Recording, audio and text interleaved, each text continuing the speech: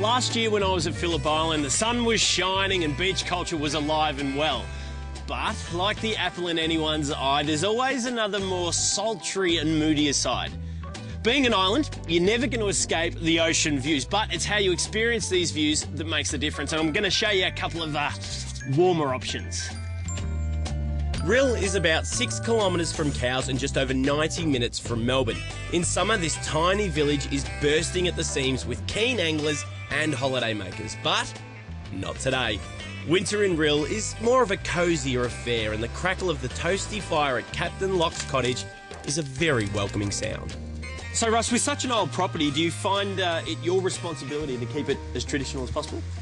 Yeah, absolutely. The house actually isn't listed by the National Trust, which in a way has been lucky, but also means we're responsible for maintaining the history of the property. Yep. And originally when we first bought the house, they were frightened the developers were going to get hold of the property. Well, I'll tell you what, mate, I hope you've done a good job on the roof because we're getting wet out here. I hope it doesn't leak in there. Come on, let's get inside.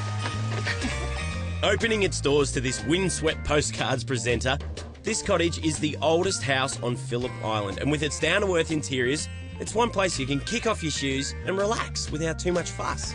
Recently restored with fresh seaside-style interiors, the cottage has a bubbly, cosy feel, and the views from the deck are absolutely captivating, come rain or shine. Talk about rustic. These are some of the original floorboards laid in 1869. The materials were brought over from French Island, where they were used in some of the sealers' huts.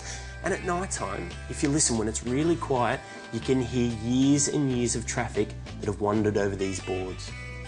Just joking. Sounded good, that, didn't it? Over the years, the cottage has grown to 4 bedrooms and 2 living rooms. The all-white interior, vaulted ceilings and crystal chandeliers help create what owner Angeline calls a seaside shabby chic feel. On a nice overcast day, Angeline, I can't imagine anywhere else I'd rather be. This is so nice and cosy. It is. It's lovely. It's great. And I'm gathering it'd be a really nice place to bring your family down, if you had one, to a place like this. Oh, look, we have lots of families that come and stay here. And they bring not only their kids, but they bring their pets as well. And the activities, I'm sure if anyone was out on a boat, you can stand on the balcony and have a bit of a watch. You certainly can. I watch my own kids out there fishing and sailing. It's great. What's also great is the local bar and grill, because if you're sporting a bit of a big appetite, this restaurant by the sea has got you covered. There's only one thing that could have dragged me away from that fire, and that's food. Because when a man's got to eat, a man's got to eat. And when you're by the sea, the only option is seafood. That's for sure. The Foreshore Bar and Grill can bag you a bounty of international food in a family-friendly environment.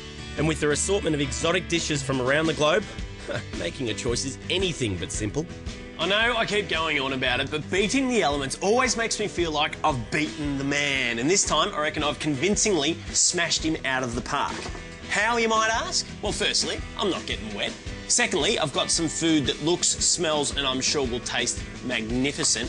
And lastly, I'm going to sit back and take in this view for as long as I want. So that's 1 to Blair and 0 to the man. Too easy. The Foreshore Bar and Grill is on Beach Road and is open from 11 a.m. every day except Tuesday during winter. And an overnight stay at Captain Lock's Cottage starts from $225 per night.